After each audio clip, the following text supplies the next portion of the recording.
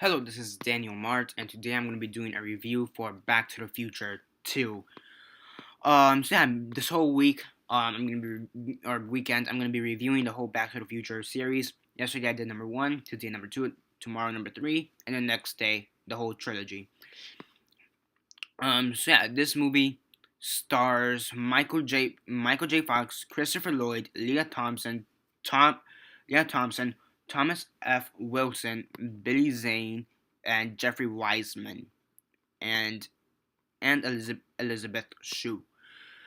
Before I begin though, 10-second spoiler warning as usual for those that have yet to actually watch the movie and haven't already. Stop the video, go check it out, and come back here and watch the rest of this review. 10-second spoiler warning as usual, starting now.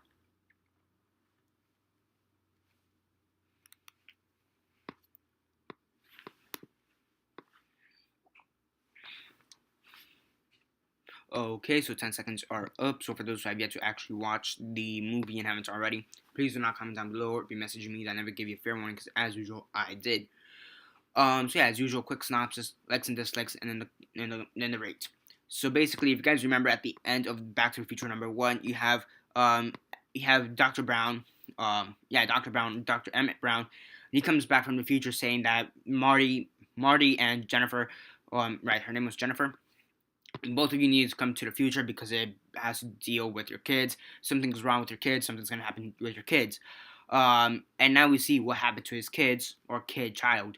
So that's basically the whole plot. That's the first part of the movie. So yeah, basically they have at the beginning they have to make sure that his son doesn't get arrested for a crime that he would have committed in the future, but they prevented.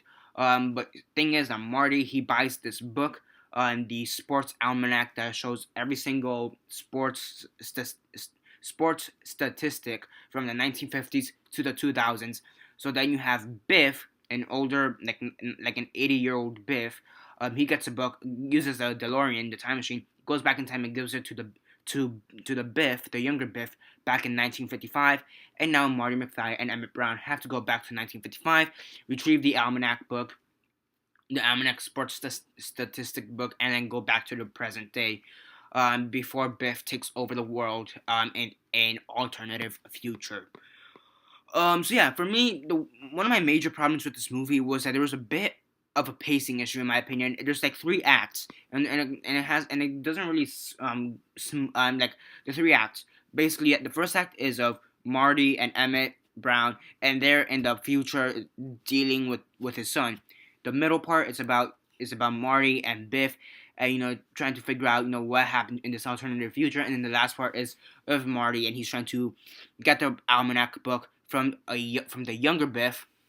And despite the fact that all sections are good, I feel like the transition from from from Act 1 to Act 2, and then Act 2 to Act 3 didn't flow smoothly. So you have like these 3 mini story arcs. They're kind of jointed together, but they kind of seem disjointed, and it causes a bit of a pacing issue, in my opinion.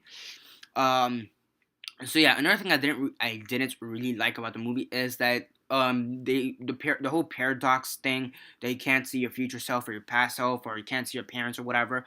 The whole paradox, in my opinion, was a little bit heavy-handed in a movie. But aside from that, it was all pretty good. Like the first one, it was pretty comedic in my opinion.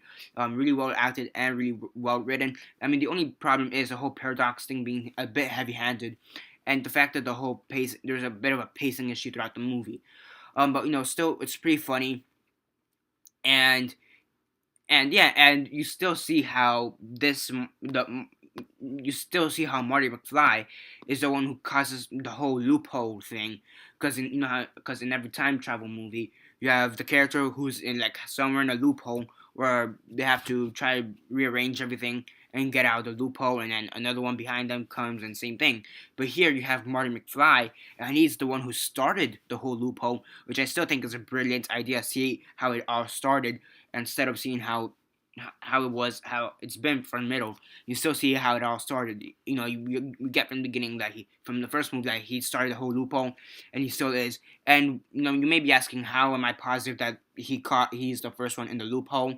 Because in the first movie, if you guys remember the shopping mall that Brown and Marty McFly were in, At the beginning of the movie, when Marty goes to the shopping mall, you see the sign, and it says Twin Pine Mall. Twin Pine Mall. Okay. Now when he goes back in time at the beginning, at the first time, he runs over this pine tree. Because he was in the same area as the mall, so he ran over this pine tree, and which gave it the original name, which was Twin Pine Mall. And when he comes back to the present day, we see the same sign when when as he's going to Dr. Brown. We see the same sign, but now it says Soul Pine Mall. So that's how you know he was the first one to time travel. So yeah, by the way.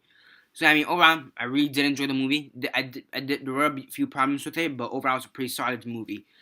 So yeah, on a scale of 1 to 10, 1 being the worst, 10 being the best, and 6 being decent, I give it a 7.5 out of 10. It's a pretty good movie. Do check it out if you haven't already. And yeah, that's basically it for this review. Subscribe if you're not already subscribed. I do movie reviews, TV show reviews, and comic book reviews. Comment down below on your thoughts on the movie. Like the video, share on Facebook, Twitter, MySpace, or whatever you guys prefer. And that's basically it for now. This is Daniel Mart signing off.